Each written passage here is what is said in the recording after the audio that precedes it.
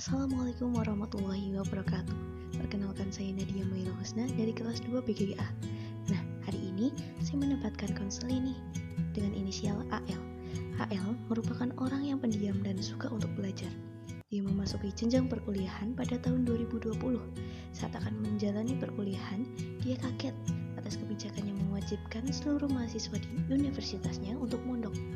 Pada tahun pertama hingga sekarang, dia bingung dan merasa tertekan dengan dua hal tersebut, yaitu kegiatan perkuliahannya dan kegiatan mondoknya. Hal tersebut membuatnya merasa ada ganjalan di dalam hatinya. Simak video konseling berikut ini, apakah problem AL dapat terpecahkan atau tidak? Yuk. Assalamualaikum. Waalaikumsalam. Silakan duduk. Baik. Apa kabar? Alhamdulillah baik. Alhamdulillah baik. Sekarang akhir-akhir ini lagi sibuk ngapain nih? Lagi kuliah. Lagi kuliah. Terus kamu ada perlu apa sama aku? Ini pin konseling. Kamu pengen konseling. Sebelumnya kamu udah pernah konseling atau belum? Belum. Belum. Aku jelasin dikit ya tentang konseling itu apa ya. Jadi konseling itu adalah sebuah layanan atau bantuan yang dilakukan oleh konselor kepada konselingnya. Tujuannya untuk apa? Tujuannya adalah untuk membimbing konselingnya untuk membantu memecahkan masalah atau problem yang sedang dia hadapi, seperti itu. Dalam konseling itu ada beberapa asas. Salah satunya asas kerahasiaan. Jadi kamu boleh bebas mau cerita apa aja sama aku, dan itu adalah bersifat rahasia antara aku sama kamu doang yang tahu gitu. Terus ada juga asas keterbukaan. Jadi kamu bebas mau cerita apapun itu, masalahnya atau problem yang sedang kamu hadapi kepada aku. Seperti itu. Paham ya? Paham. Oke. Terus soal kontrak waktu nih. Dalam konseling itu ada kontrak waktu. Dalam sesi ini kita batasi ya waktunya antara 15 sampai 20 menit. Supaya apa? Supaya waktu yang ada itu berjalan dengan efektif, seperti itu ya. Jika masalahnya belum terpecahkan, maka kita lakukan perjanjian di sesi berikutnya atau perjanjian berikutnya, seperti itu. Terus ada apa nih? Ada yang mau diceritain? Ini aku tuh lagi bingung. Karena kan lagi kuliah, tapi aku tuh juga sambil mondok gitu loh. Jadi agak Bingung gitu ya? gitu. Oh, jadi kamu tuh kayak tertekan gitu ya, sama bingung membagi waktu antara pondok sama kampus gitu ya? Iya, seperti itu. Kayaknya sih ya, pendekatan yang enak buat kita lakuin di sesi konseling ini adalah pendekatan realitas. Sebelumnya kamu udah tahu belum pendekatan realitas itu apa? Belum. Oke.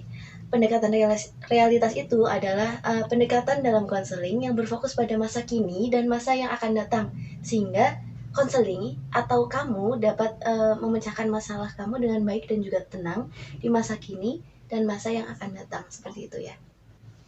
Jadi tujuan dalam konseling kita hari ini adalah untuk menurunkan stres kamu dan juga membagi waktu dengan tepat antara kampus dan juga mondok kamu gitu ya. Iya. Kalau boleh tahu nih, sejak kapan ya kamu merasa ada ganjalan seperti itu?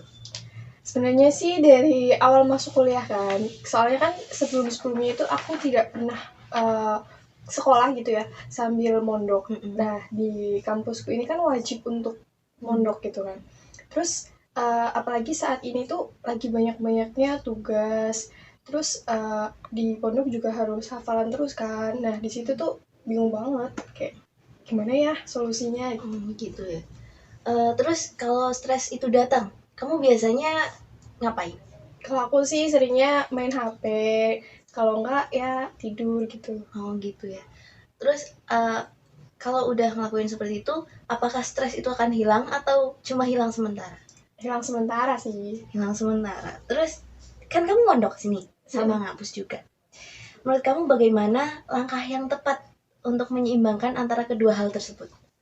Membagi waktu mungkin. Nah, itu kamu udah tahu. Kamu udah pernah belum membagi waktu seperti itu? Sudah pernah, tapi berhenti di tengah jalan gitu. Kalau nih ya, kalau kamu terus melakukan hal seperti itu, berhenti terus di tengah jalan, apakah mungkin stres kamu itu bakal hilang atau mungkin cuma stuck seperti itu? Enggak sih, pasti akan nambah. Bahkan nambah kan. Nah, jadi kamu tahu dong apa yang harus kamu lakukan ke depannya? mencoba membagi waktu. Ya, mencoba membagi waktu ya. Kapan kamu akan melakukan hal tersebut? Nanti malam, mulai dari mengerjakan tugas. Mungkin ya. Lalu langkah seperti apa yang akan kamu lakukan dalam pembagian waktu itu?